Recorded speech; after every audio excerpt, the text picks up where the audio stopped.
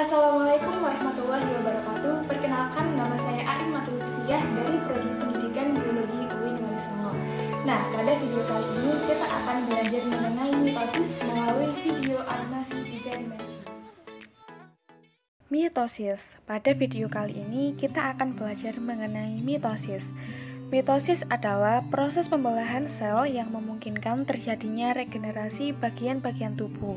Mitosis terjadi pada sel somatis atau sel tubuh.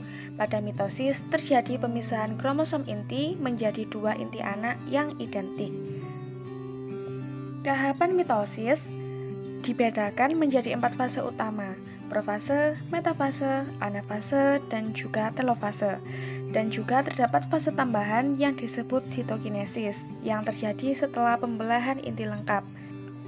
Sebelum sel memasuki fase pembelahan mitosis, sel mengalami periode pertumbuhan dan periode istirahat yang disebut interfase. Pada interfase ini terjadi peningkatan materi genetik. Profase. Selama profase, kromatin memadat dan menjadi pendek dan tebal membentuk kromosom. Setiap kromosom memiliki 2 sister kromatid atau kromatid saudara yang bergabung bersama di sentromer. Nukleolus mulai menghilang dan membran nukleus mulai rusak. Masing-masing dari sentrosom dengan sepasang sentriol bergerak terpisah ke kutub yang berlawanan dan membentuk gelendong di antara mereka. Kemudian benang-benang spindel pun mulai terbentuk. Metafase. Selama metafase, mikrotubulus dari gelendong berinteraksi dengan kromosom. Hal ini menyebabkan kromosom bergerak dan sejajar di sepanjang bagian tengah sel atau lempeng ekuator. Sister kromatid atau kromatid saudara ditahan di sentromer, menginformasikan adanya struktur protein yang disebut kinetokor di permukaan.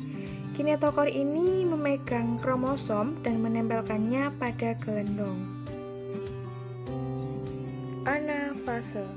Selama anafase, kromatid saudara atau sister kromatid terpisah di kinetokor dan kromosom anak bersama dengan sentromer yang terbagi bergerak menuju kutub-kutub yang berlawanan saat mikrotubulus memendek.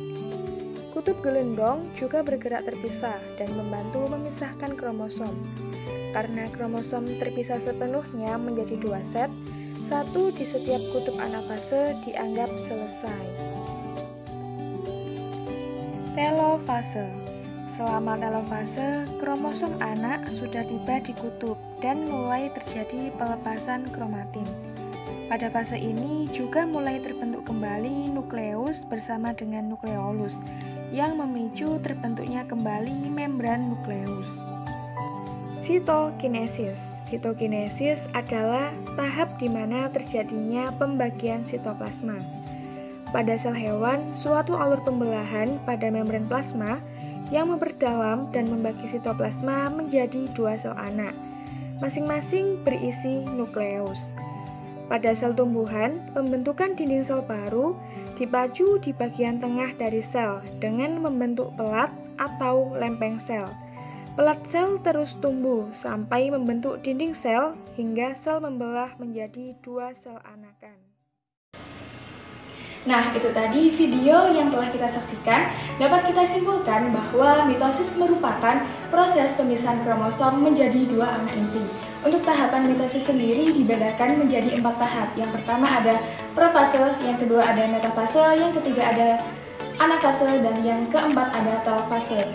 Nah, ketika tahap profase ini kromatin mulai memadat, memendek, dan menebal untuk membentuk kromosom. Nah, selanjutnya pada tahap metafase, kromosom ini sudah mulai berada di sepanjang garis ekuator atau di sepanjang lempeng ekuator. Kemudian pada saat tahap anafase, sister kromatid atau kromatid saudara ini sudah mulai terpisah di sentromer dan juga sudah mulai bergerak ke kutub-kutub yang berlawanan dikarenakan mikrotubul juga mulai memendek. Kemudian tahap yang terakhir adalah telofase, di mana pada tahap ini kromosom anak sudah berada di kutub-kutub yang berlawanan dan juga kromatin mulai terurai. Pada tahapan ini juga mulai terbentuk kembali nukleolus dan juga nukleus. Nah, itu tadi video singkat yang dapat saya sampaikan. Kurang lebihnya mohon maaf. Wassalamualaikum warahmatullahi wabarakatuh.